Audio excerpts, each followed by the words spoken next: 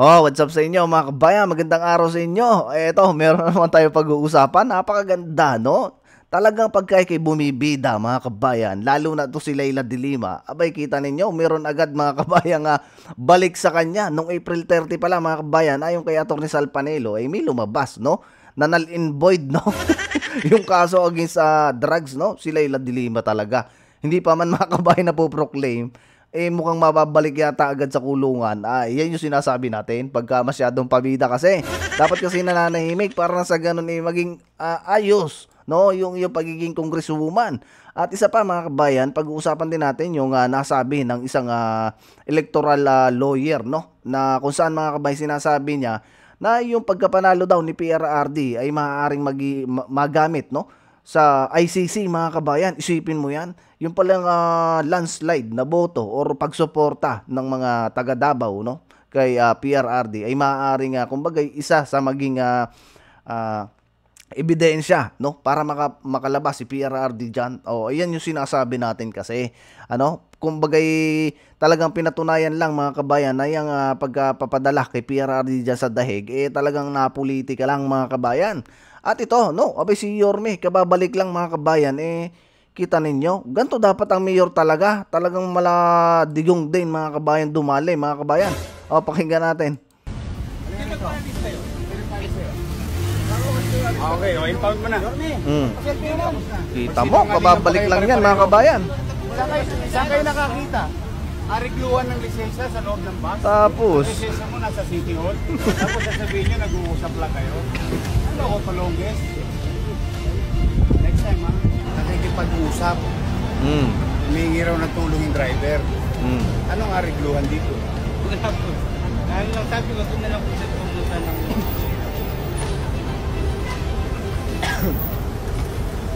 nagkakatulonggisan talaga mga kabayan, 'di ba? Alam naman natin, no, na pagka hindi ganoon kahigpit, no, ang namumuno mga kabayan sa atin. Alam naman natin yung mga Pilipino, hindi naman lahat talagang matitigas ang ulo mga kabayan.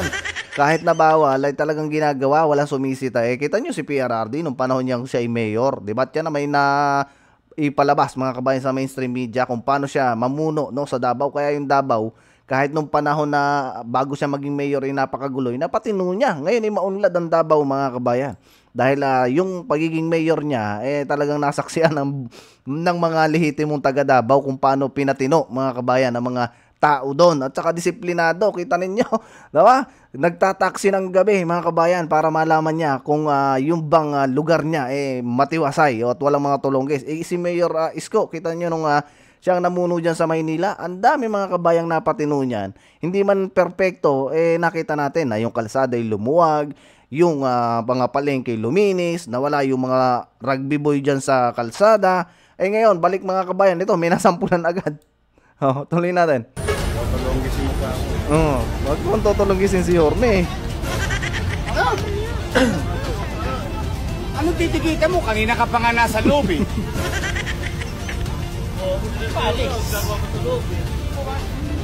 Tunay.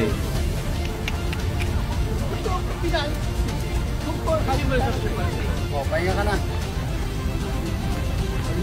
Alam niyo, gustong-gusto ko tong style kasi ni Yorme at saka ni Vico Soto mga kabayan. Ibang-iba, no? Kita niyo yung baluarte ni Vico Soto napaunlad niya, no? Napakalaki ng income mga kabayan ng lugar niya ngayon. Pahinga na yan. Tanggal ka ngayon sa trabaho, kamote. Yan. Hinubara na. 'Di ba? Dapat ganyan talaga mga kabayan ng namumuno. Ganyan na matapang, mahigpit mga kabayan, walang kinikilingan. At ayan, 'di ba? Nasampula na isang enforcer. Dapat talaga mga ganyang gawain ng isang namumuno, hindi katulad ni Bungit na anong gagawin natin sa mga nagdodroga? Ay wag kayong mag-alala at naaabutan din namin kayo. Mga ganon, dali. Ito si Yorme, trabaho agad. Dapat ganyan talaga mga kabayan. At ito nakita natin itong post ni Atty. Sal Panelo, no, patungkol dyan kay Leila de Lima, no. Mukhang itong naipost na to ay mukhang hindi maganda para kay Leila. Sabi diyan mga kabayan, no, found in the Court of Appeals website. O sa website mga kabayan, i-search nyo na kung ano ba totoo sinasabi ni Atty. Salpanelo. In a decision dated April 30, last month, no, 2025, the 8th Division of the Court of Appeals declared null and void. Kita mo mga kabayan, yung palang desisyon, no, nung nakaraan na sabi acquitted, ay ba null and void, na-invoid pa yan, no? Void pala mga kabayan. The decision dated May 12, 2023 and order dated July 6, 2023 of the Regional Trial Court of Muntinlupa City. Naku, mukhang dyan mababalik yata mga kabayan si Leila de Lima. Acquitting Leila de Lima of violation of the Comprehensive Dangerous Drugs Act of 2002 for being issued with grave abuse of discretion. The case is remanded to RTC Muntinlupa to decide the case in accordance with the rules stated in the decision. Nako, tapos ka ngayon Leila de Lima. Ito kasi mga kabayan ng problema pagka masyadong pabida, no? Hindi pa man mga kabayan na po-proclaim. Abay, gustong-gusto na agad niya na maging hurado. Hindi pala, maging prosecutor mga kabayan. Hurado ako ng hurado doon sa nakaraang video natin. Prosecutor nga mga kabayan. Gustong-gusto nila na maging prosecutor. Isipin ninyo, yan dalawa na yan, si Chil Jokno, si Leila de Lima, ay talagang kumbaga matindi ang galit niya dyan sa mga Duterte. Kaya hindi sila makaganti doon kay PRRD dahil sa nangyari kay de Lima na ito nga napakulong yan dahil dyan sa sangkot sa droga, babawi kay BP Sara. Kaya siguro otat mga kabayan na maging prosecutor, no? Isipin mo yan. Kaso ito, may balik agad dito mga kabayan. Talagang pagka masama mga kabayan ang hangarin mo, talagang may lalabas na against para sa'yo. Isipin ninyo mga kabayan, itong gantong nakulong na may kaso, siya pa yung magpuprosecute mga kabayan doon sa hindi pa man napapatunayan. Diba? Isipin ninyo yung kakapalan ng mukha niyan. Ay talagang sa atin kasi mga kabayan, ewan ko ba't nananalo yung mga ganyan tao na nakulong na dahil may kaso. Nakulong dahil merong pagnanakaw sa pera ng taong bayan. Nakulong dahil durugista. Isipin mo yung nananalo pa rin. Kita ninyo mga kabayan, ganyan kalala sa atin, no? Abay, hindi ko alam kung bakit may mga ganyan pa rin na tao na sumusuporta na kahit naman pangitan-pangitan na mga kabayan ang nangyayari, no? Nababalita, nagiging trending, pero binoboto pa rin. Yan yung problema kasi mga kabayan, no? Yung nangyari ngayong eleksyon ay talagang may malaking problema dyan. Pero sabi ni Atty. Salpanelo, kung nandaya daw si George Garcia, dapat mas marami ang nanalo doon sa pinapangarap ni Bungit na 12-0. No, kaso problema yung lilima mga kabayan, nalaglag yung 7. So ibig sabihin, hindi daw nandaya si George Garcia. Yan yung sinasabi na Atty. Salpanelo at makikita nyo yan sa kanyang Facebook page. Anyway, pakinggan natin mga kabayan itong sinasabi ng lawyer na to mga kabayan, no? Na kung saan ay pwede daw magamit yung pwedeng magamit na ebidensya yung pagka-landslide na panalo ni PRRD dyan sa Davao. Ay maganda tong balita mga kabayan. Kung gano'n, no? Pakinggan muna natin mga kabayan. Nasa gano'n ay maintindihan natin ang sinasabi nitong lawyer mga kabayan. Maraming nalilito kung ano ba ang mangyayari sa Davao City dahil yung nanalong alkalde, si dating Pangulong Rodrigo Duterte, as we all know, wala siya sa Davao City. Ano po yung mangyayari kapag hindi siya nakapanumpa bago mag-June 30? Well, wala namang mangyayari, kundi dahil sa wala siya dito, so yung Vice Mayor, yun ang yun muna mauupo bilang isang acting mayor. Si President Duterte naman, siyempre, alam naman ko ang dahilan kung bakit hindi siya makapag-take ng oath. Pero siguro kung ako kanyang abogado, I would suggest na humingi siya ng pahintulot sa ICC na mag-take siya ng oath before the Philippine Consulate sa Netherlands. So, para at least makapag-oath of office siya to formalize his election as Mayor of Davao City. Matik yun mga kabayan. Ay nabanggit nga nung lawyer lead counsel ni PRRD, no? Ay talagang kumbaga pinakikita doon na yung suporta mga kabayan or yung pagpapahalaga ng mga kababayan ni PRRD ay talagang full support, no? At pinapakita doon ng mga bumoto kay PRRD na talagang kumbaga nananalig sila kay PRRD na wala siyang ginawa. Kasi landslide mga kabayan, isipin nyo, napakalaking vote na nakuha niya, 600,000 plus. Isipin mo yung ganong karaming tao mga kabayan sa Davao ang naniniwala sa ating dating Pangulo.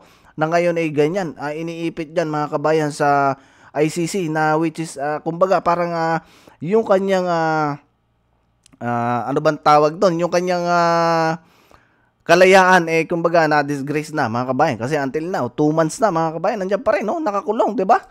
Ipaliwanag lang natin, no? Kailangan ni dating Pangulong Duterte pumunta sa Netherlands dahil Hindi. sorry, sa Consulate Consulate General dahil I-request siya sa ICC na kung maaari ay makapag-oath siya sa Philippine Consulate or any official ng Philippine Consulate na authorized to administer the oath. Right. Maaaring puntahan siya doon o kaya payagan siyang lumabas para makapag-oath sa Philippine Consulate. Tama ba, attorney? It's because of the jurisdiction. Doon kasi sa kanyang detention center, technically, it's under the jurisdiction of the Netherlands, of the Dutch government. Yes, at saka hindi siya pwede mag-oath doon dahil sa wala namang magbibigay ng oath of office sa kanya doon. At dahil sa tayo ay yung Philippine Consulate, yun, doon lamang siya po pwede makapag-oath of office.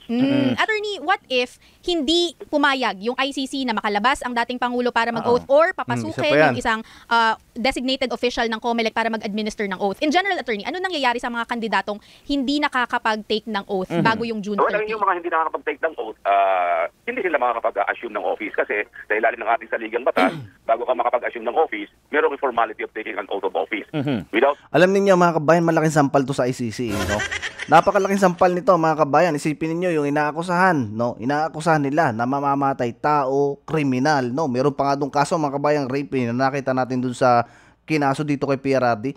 Ang laking sampal nito. Isipin niyo mga kabayan, 600 no na Pilipino sa lugar lang niya mismo mga kabayan. What more pa kung tumakbo to ng national, no? Kung tumakbo ng senator. Di lalong mas malaking sampal to sa mga nandyan sa ICC. Kasi kita nyo mga kabayan, ganon karami ang hindi naniniwala, no? Dun sa mga accusation sa kanya ngayon na nandyan na dinidinig sa ICC. Isipin nyo yan mga kabayan, di ba disgrace din yan? Kumbaga, parang mawawalan ng tiwala yung mga ibang bansa pagdating dyan sa ICC. Kasi kita ninyo yung ipinaglalaban ng mga Pilipinong naniniwala kay PRRD.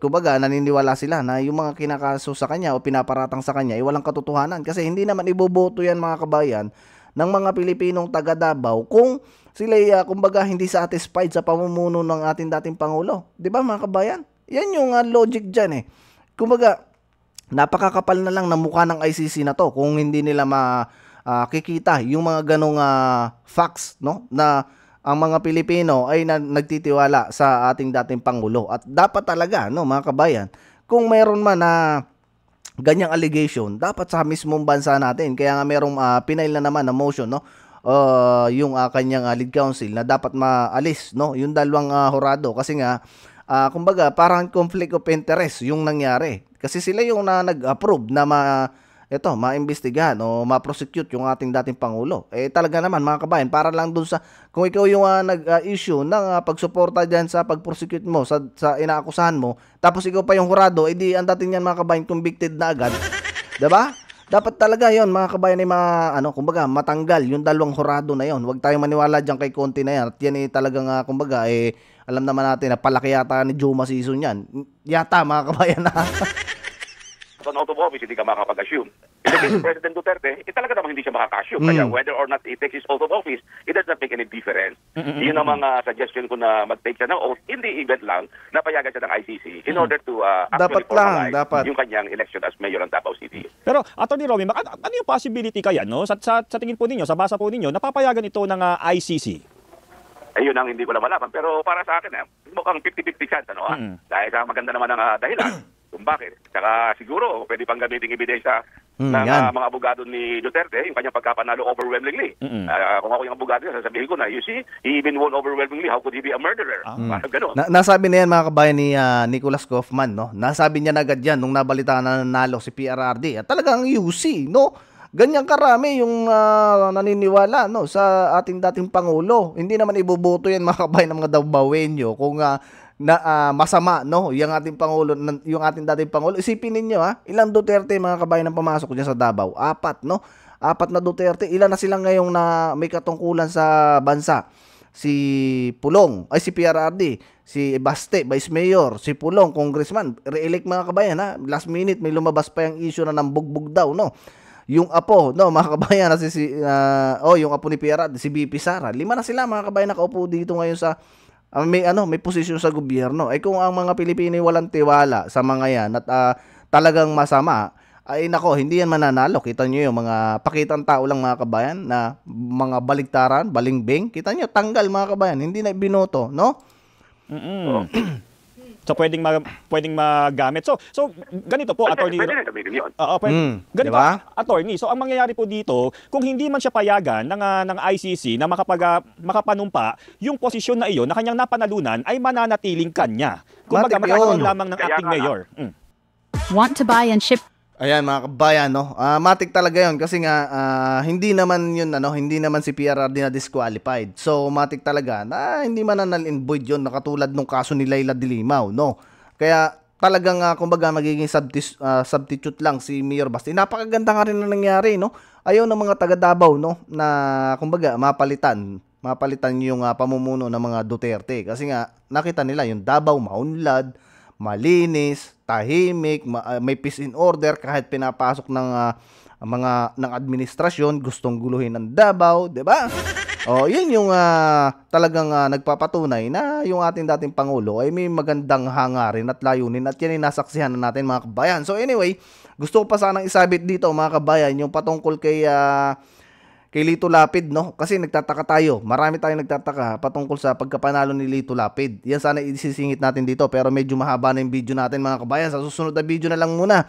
See you sa susunod na video mga kabayan. Adios muna sa inyo. Ingat kayo palagi at salamat mga kabayan sa mga naglalike at nagsishare at sa mga bagong subscribers natin. Ingat kayo palagi.